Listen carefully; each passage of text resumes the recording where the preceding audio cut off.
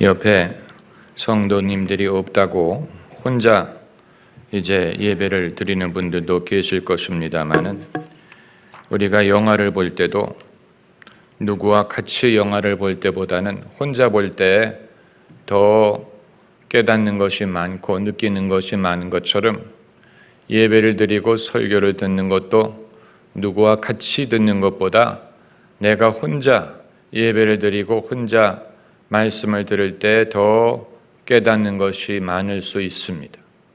성경에 등장하는 많은 믿음의 인물들은 그들이 회심할 때 단독으로 회심했어요. 이 아브라함이 본토 친척 아비집을 떠나라는 말씀을 가족들과 같이 들었을 것 같지 않아요. 아브라함이 쫓아갔던 여호와의 말씀은 아브라함만이 들을 수 있었던 음성이고, 아브라함만이 쫓을 수 있었던 음성이었을 것이고, 함께했던 조카 롯조차도 그 말씀을 듣지 못했을 것입니다. 모세가 호렙산에서 떨기나무에 나타나신 하나님을 뵀을 때도 모세 혼자가 하나님을 뵀지, 그 가족들조차도, 그 아내 시보라조차도 그 하나님을 함께 뵐 수 있었던 것이 아니에요. 또 엘리야 선지자가 굴 속에서 하나님의 세미한 음성을 들었을 때도 누가 그 음성을 같이 들어주었던 것이 아니에요. 바울이 다메섹 도상에서 회심할 때도 누가 같이 회심한 것이 아니에요. 일행이 가고 있었지만, 그러나 예수님의 음성을 들은 사람은 바울뿐입니다.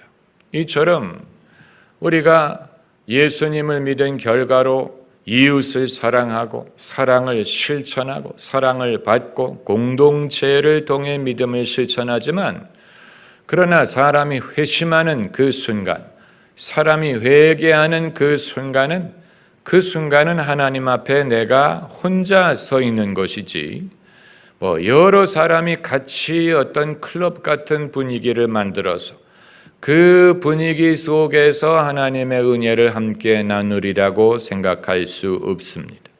그렇기 때문에 코로나 바이러스 사태로 인해 집에서 비대면으로 예배를 드릴 수밖에 없게 된 것이, 어떻게 보면 그동안에 우리가 교회라는 공동체를 불필요하게 심정적으로 의존하게 되었던 면을 고치는 데 일조를 할 수도 있습니다. 교회를 너무 즐기게 되면 그 즐기는 것은 마치 동창들이 모이는 것이든 친족들이 모이는 것이든 친구들이 모이는 것과 심리적으로 그렇게 다르지 않아요. 그것이 반드시 어떤 영적인 현상이라고 우리가 생각을 하면 안 됩니다. 그리고 하나님은 당신의 백성들이 주구장창 늘 똑같은 모임을 만들어서 주구장창 그들끼리 서로 주고받고 교제, 성도의 교제라는 명목으로 그렇게 하시리라고 생각하면 안 됩니다. 우리는 성도의 교제를 어떻게 하는지도 잘 모르고, 성도의 교제가 무엇을 뜻하는지도 사실은 잘 몰라요. 성도의 교제를 무엇에 비교하냐면 사람의 몸에 비교합니다. 예수 그리스도의 지체인 사람의 몸에 비교해서, 사람의 몸의 지체가 되풀이되지 않고 서로 다 다르지 않습니까?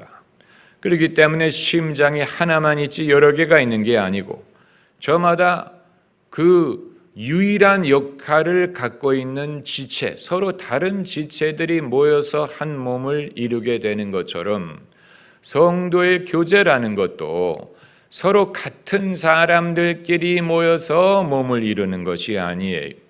서로 다른 사람, 다른 역할, 다른 은사, 서로 다른 배경, 서로 다른 믿음의 이유를 가진 사람들이 모여서 예수 그리스도가 아니면 서로 교제할 이유가 없는 사람들이 공동체를 이루어서 한 몸, 지체의 여러 가지 역할을 감당하게 하시는 것입니다. 그러나 현대인들의 교회는 그것이 아니고 다른 사람들이 모인 것이 아니고 비슷한 사람들이 모여서 그 비슷함을 도구로 해서의 하나됨을 추구하려고 하는데, 여러분, 그건 인간적인 이유로 비슷한 것이고 예수님을 믿지 않아도 비슷한 건 마찬가지가 되었을 것입니다. 예수 그리스도가 아니어도 서로 친구가 될 만한 사람들이었을 것입니다. 그러나 제가 그동안의 신앙의 경험으로 깨달은 것은 주께서 저의 신앙의 벗, 신앙의 동료, 그리고 저로 하여금 깨닫고 믿음의 도움을 얻게 하셨던 사람들은 저와 같은 그런 부류의 사람들이 아니고 예수 그리스도가 아니면 서로 비슷한 점을 찾기도 어려운 그런 사람들을 믿음 안에서 형제요 자매가 되게 하셔서, 인간적으로는 불편한 면들이 있죠. 왜냐하면 서로 다르기 때문에, 서로 정서가 다르고 서로 심정적으로 다르기 때문에 인간적인 면으로는 불편한 면이 있어요. 차라리 그 공동체에 속하지 않는 세상의 친구가 더 편한 면도 있지. 그러나 하나님은 늘 그런 식으로 예수 그리스도를 함께 믿는 믿음이 아니라면 서로 공동체를 이루지 않을 그런 사람들과 연합하고 서로 교류하게 하심으로 그들이 제가 못 보는 것을 보고, 제가 알지 못하는 것을 알고, 제가 느끼지 못하는 것을 느끼고, 저와 다른 정서와 저와 다른 은사를 가진 사람들을 통해 엄청난 것을 배우게 하시고 저로 겸손하게 하시고, 그러니까 배울 수 있는 조건은 겸손함이에요. 하나님이 우리를 배우게 하기 위하여 겸손하게 하십니다. 겸손하지 않으면 배울 수가 없어요. 어른도 배워야 됩니다. 선생도 배워야 돼요. 교사들도 늘 공부하지 않습니까? 마찬가지로 교수들도 안식년이라는 제도가 있어서 그동안에 공부하고 연구하게 하지 않습니까? 신앙의 고수라는 건 없어요. 신앙의 고수라고 스스로 생각하는 사람들도 끊임없이 배워야 됩니다. 끊임없이 배워요. 무엇을 배우라는 말이냐? 성경 말씀을 더 연구하라는 말이냐? 남이 연구한 성경을 내가 알므로 내가 혼자 읽어서는 결코 깨달을 수 없는 것을 남의 입을 통해 깨닫게 하시는 경우가 많아요. 건강한 사람이 성경을 읽는 것과 병든 사람이 성경을 읽는 것은 다릅니다. 부유한 사람이 성경을 읽는 것과 가난한 사람이 성경을 읽는 것이 달라요.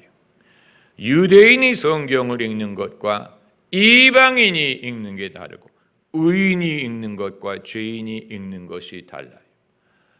그렇기 때문에 내가 아무리 애를 써도 평소에 얻지 못했던 것을 내가 괴로울 때, 외로울 때, 내가 또 곤고할 때, 그때 성경을 읽으면 평소에 눈에 들어오지 않던 많은 것들이 들어오게 되죠. 하나님의 말씀은 살아 운동력이 있는 말씀이기 때문에, 살아 운동력이 있는 말씀이, 이 개신교인들은 그 성경 구절을 인용하기를 좋아하지만 살아 운동력이 있게 하기 위해서는 어떤 늘 승리주의자의 입장에서 이 말씀을 오라, 이 말씀을 가르쳐야 돼, 읽어야 돼, 배워야 돼, 이런 어떤 신이 나서 그것을 강조하는 그런 방법보다는 사람이 좀 낮은 자리에 있을 때, 낮은 위치에 있을 때, 자신이 곤고하고 갈급한 입장에 있을 때 배우기 위한 마음에서 성경을 읽기보다는 하나님을 뵙고 경험할 마음, 하나님의 음성을 듣는 마음으로 성경을 읽게 된다면 그 살아 운동력이 있는 말씀을 통해 하나님이 우리에게 말씀하실 것입니다. 여러분, 우리는 이 기독교 신앙이 예수 믿는 사람의 숫자가 적고 교회가 부흥하지 못하고 선교가 아직 활발하게 되지 못했을 그 상황에 사람들이 우리가 전도를 해야 되고 교회가 부흥해야 되고 하나님의 은혜를 구하는 그런 마음을 가질 수 있지만, 반대로 기독교인들의 숫자가 많아지고 교회들이 많고 부흥하고 성장하고 이제는 기독교인들의 존재감이 세상에 많다고 생각을 할 때, 사실 그럴 때에 사람들이 갖고 있는 심정보다는 교인 수가 적고 교회가 적고 기독교인의 교세가 적을 때, 그럴 때 사람들이 간절한 마음을 갖는 것과 다릅니다. 달라요. 오늘 성경 구절, 이 창세기 3장 22절부터 24절까지 말씀을 보면, 여호와 하나님이 가라사대 보라, 이 사람이 선악을 아는 일에 우리 중 하나같이 되었으니 그가 그 손을 들어 생명나무 실과도 따먹고 영생할까 하노라 하시고, 여호와 하나님이 에덴 동산에서 그 사람을 내어 보내어 그의 근본된 토지를 갈게 하시니라. 이같이 하나님이 그 사람을 쫓아내시고 에덴 동산 동편에 그룹들과 두루 도는 화영검을 두어 생명나무의 길을 지키게 하시니라. 창세기 3장에 하나님이 아담과 하와를 에덴 동산에서 쫓아내셨죠. 쫓아내셨어요. 아담과 하와가 자기 발로 걸어 나온 것이 아니고 하나님이 쫓아내셨어요. 그리고 더 이상 에덴 동산에 들어오지 못하도록 하셨습니다. 이 쫓음을 받은 사건을 신학자들은 타락이라고 부릅니다. 타락, 인류의 타락, 인류가 왜 이 모양 이 꼴이 되었느냐 하는 것을 타락에서 기원했다고 말을 합니다. 이건 이 신학을 말하는 데 있어서 아주 결정적인 전환점이 되는 사건입니다. 인류가 왜 이 모양 이 꼴이 되었느냐, 왜 우리가 이처럼 죄 중에 살고 세상이 타락하고 자연이 타락하고 인간의 심성이 타락하고 인간이 스스로 하나님께 돌아갈 수 없는 상태가 되었느냐 하는 그 이유가 되는 결정적인 사건이 바로 창세기 3장에 하나님이 아담과 하와를 에덴 동산에서 쫓아내신 그 타락에서 기원한다고 우리가 봅니다. 그런데 제가 말씀드리고자 하는 것은, 하나님이 인간을 쫓아내셨다고 해서 그렇다고 인간의 삶에 하나님이 더 이상 안 계신 것은 아니라는 사실이에요.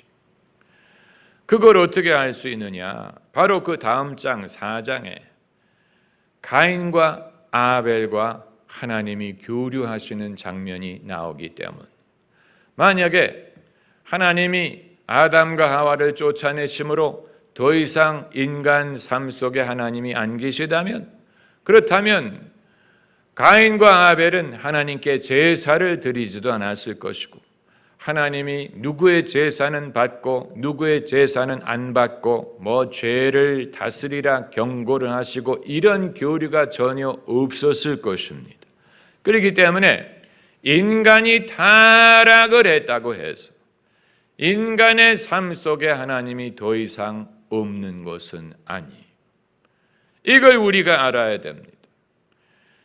신학적으로 우리가 그 사실을 알아야 됩니다. 오히려 성경이 말하고자 하는 것은 인간이 타락하여 에덴 동산에서 쫓아냄을 받은 이후에 하나님이 어떻게 인류와 교류하셨는가를 말한 책이에요. 그게 성경이에요.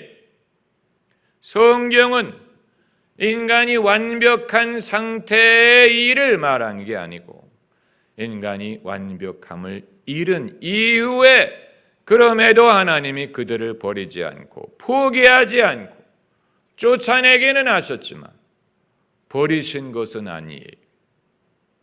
쫓아내기는 하셨지만 사람을 포기하신 것은 아니에요.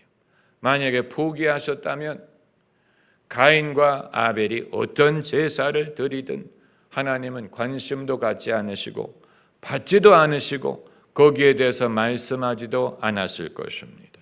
만약에 하나님이 인간을 버리고 포기하셨다면 무신론자들의 주장이 옳은 것이 되었을 것입니다. 하나님이 안 계신다라는 주장이 설득력이 있게 되었을 거예요. 하나님이 인간을 쫓아내셨지만 그렇다고 인간의 삶에 하나님이 없으신 것은 아니에요. 있으세요. 이것을 이제 성경이 말하고자 하는 것인데, 다만 인간이 타락을 했기 때문에 이제는 사람이 하나님께 드리는 제사를 다 연락하시리라는 보장이 없어요. 그게 이제 차이점. 그래서 4장을 읽어보면 아벨의 제사는 하나님이 연락하셨는데 가인의 제사는 받지 않았다. 그러니까 제사를 드리기는 드리는데 하나님이 그 제사를 다 받으시는 것은 아니에요.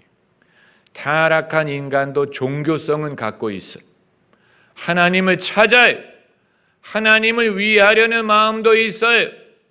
그러나 그 모든 것이 바른 신앙, 바른 제사가 아니기 때문에 하나님이 그 모든 것을 다 옳다고 인정하시리라는 보장이 없고 또 그렇게 하셔야 된다는 의무도 없어요.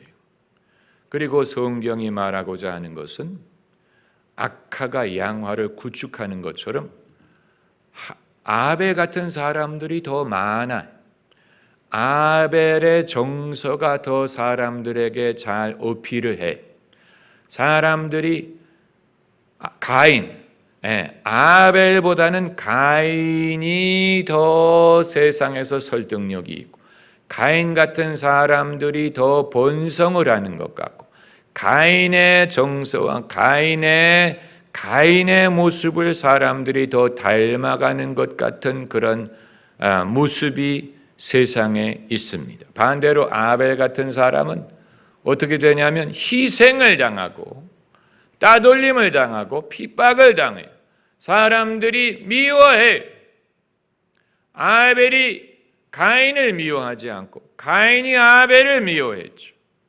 왜 가인이 아벨을 미워했습니까? 아벨이 의로웠기 때문에 미워한 거예요. 아벨의 제사를 하나님이 받으셨는데 자신의 제사를 받지 않았기 때문에 미워하는 거예요. 그렇다면 자기의 잘못을 깨우치고 회개를 해야 될 것이 아닙니까? 그러나 회개하는 대신에 의로운 아벨을 미워하는 거예요. 이게 이제 인간의 삐뚤어진 정서가 되는 것입니다. 자기가 회개하는 대신에 의로운 사람을 미워하는 거예요. 의로운 사람을 불편하게 여기는 거예요. 그래서 의로운 사람이 없어지면 자기가 더 나으리라고 생각을 하는 그런 식의 이제 삐뚤어진 인간의 종교성, 종교에서 비롯된 거예요. 인류 역사의 최초의 살인은 종교적인 갈등에서 비롯됐어요. 다른 데서 비롯된 게 아니에요. 가인이 무슨 자기의 소유를 넓게 하기 위해 아벨을 죽여서 빼앗은 게 아니에요. 가인이 자신의 영토를 넓히기 위해 아벨을 죽이고 그것을 빼앗은 게 아니고 종교적인 갈등에서 첫 미움이 발생을 했어요. 종교적인 갈등에서. 누가 종교가 사람을 선하게 만든다고 합니까? 누가 그런 말을 합니까? 종교가 있으므로 사람이 선해진다는 말을 누가 합니까? 그렇지 않아요? 그 종교 제도 안에서는 선하게 보일 수 있겠지만 그러나 자기와 생각이 다르고 믿음이 다르고 믿는 바가 다르고 믿는 방식이 다르고 그리고 자기보다 더 의로운 사람에 대해서는 사람에게는 거의 살인적인 미움이 발생할 수 있습니다. 누가 예수님을 죽였습니까? 종교인들이 죽였어요. 종교인들, 바리새인들, 제사장, 서기관들이 예수님을 죽였어요. 왜 예수님을 죽이고자 하는 마음이 생겨난 것입니까? 예수님의 순전함과 의로움 앞에 자신들의 허구와 허위와 위선이 드러난 것을 싫어한 것입니다. 빛이 어둠에 비침에 어둠이 이것을 감당치 못하더라 라고 했어요. 빛을 싫어한 거예요. 빛이 비추는 것을 싫어한 거예요.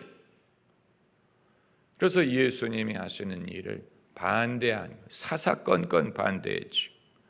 병자를 고치는 것도 반대하고 또 이 죄인을 사해 주는 것도 반대하고 안식일 날 병자 고치는 것을 그걸 트집을 잡고 또 예수님이 당신의 몸이 하나님의 성전이 되어서 사흘 만에 살아나리라 다시 일으키리라 한 것을 이스라엘의 종교 제도를 위협한 것으로 간주를 하고 이런 식으로 이 종교가 오히려 종교 때문에 사람들 간에 반목하고 미움과 질투와 살인이 발생하는 것은 그건 맞는 지적이. 그렇기 때문에 어설프게 믿는 사람은 위험한 사람, 어설프게 믿는 사람은 위험할 수 있는. 우리가 바로 믿으면서 열심히 믿으면서 동시에 그런 위험이 없이 그런 악의가 없이 우리 안에 그런 가인과 같은 마음이 없는 상황에서 올바로 믿으려면 어떻게 해야 되느냐? 한 가지 방법밖에 없어요. 예수님을 따르는 방법밖에 없어요. 예수님처럼 자기 십자가를 지고 자기를 부인하는 방법밖에 없어요. 그 이외의 방법으로 십자가를 거부하고 자기가 머리가 되고 어른이 되고 지도자가 되고 위에 있으려고 하게 되면 바리새인처럼 되고 가인처럼 될 수가 있어요. 가인. 여러분, 가인이 어떤 심리 상태에서 동생 아벨을 죽였을지 우리가 다 알 수 없지만 다 알 수 없어요. 아마 마음속에서 이렇게 생각했을 거예요. 하나님은 불공평하다. 하나님은 왜 편애하냐. 내 심정을 위해서라도 내 제사를 받아주는 척이라도 하지. 왜 동생이 보는 앞에서 내 제사를 거부하시느냐. 아마 가인은 동생에게 원망이 있는 만큼 하나님에게도 원망이 있었을 수 있어요. 그러나 하나님을 원망할 수 없었기 때문에 동생 아벨을 원망한 것입니다. 그 마음속에 하나님이 내 제사를 받아주는 신용이라도 좀 하시죠. 왜 내 보는 앞에 동생 제사는 받고 내 거는 거부하시느냐. 불평이 있었을 거예요. 불평. 그러나 거기에 대해서 하나님이 하시는 말씀은 한 가지밖에 없습니다. 한 가지밖에 없어요. 4장 7절에 내가 선을 행하면 어찌 낯을 들지 못하겠느냐. 선을 행치 아니하면 죄가 문에 엎드리느니라. 죄가 문에 엎드리느니라. 죄라는 실체를 나와는 별개의 존재로 규정하셨어요. 내가 죄인인 것 같지만 내가 선을 행하지 않을 때 죄가 문 앞에서 엎드린다. 죄의 소원은 내게 있으나 너는 죄를 다스릴지니라. 그러니까 죄와 내가 같은 존재가 아니었다는 얘기. 죄는 별개의 존재였어요. 죄는 저쪽에서 나를 기다리고 그 소원이 내게 있어요. 죄는 나를 원해. 이 죄 앞에서 우리가 해야 될 일이 무엇이냐? 죄를 다스릴지니라 라고 하셨어요. 죄를 다스릴지니라. 가인이 죄를 다스리지 못했어요. 그래서 죄가 문에 엎드리다가 그 소원이 가인에게 있었기 때문에 가인을 덮친 거예요. 죄가 가인을 주장한 거예요. 그 결과로 가인이 일어나 동생을 죽인 것입니다. 여러분, 이것은 이 인류 최초에 일어난 범죄 사건, 사람이 사람에게 죄를 짓는 사건을 통해서 그 근본에 다 하나님께 제사를 드린 사람들이었어요. 다 종교성이 있는 사람들이었어요. 심지어 하나님의 음성을 듣는 사람들이었어요. 영적인 면을 소유한 사람, 영성을 가진 사람들이었어요. 그러나 그들의 영성이든 그들의 제사든 그들의 하나님의 음성을 들을 수 있는 능력이든 이 어떤 것도 가인이 죄에 굴복하는 것을 막지 못했어요. 여러분, 이 모든 것은 우리에게 사람이 선을 행하든 선을 행하나 내가 공을 세우나 공을 갚지 못하네. 내가 공을 세우나 은혜 갚지 못하네. 우리가 아무리 공을 세우고 아무리 수고를 많이 하고 이런 일 저런 일 많은 일을 하더라도 그 자체로 우리가 하나님 앞에 공을 세울 수 없고 종교인이 타락할 수 있는 가능성, 종교인이 죄를 지을 수 있는 가능성, 그 종교적인 열심과 종교적인 그 차별되려는 그것이 오히려 사람을 실족하게 할 수 있는 사실에서 사람이 자기 스스로의 의를 세울 수 없고 오로지 하나님이 선물로 주시는 의 이외에는 자랑할 것이 없다는 사실을 깨닫게 하는 것입니다. 기도하십시다.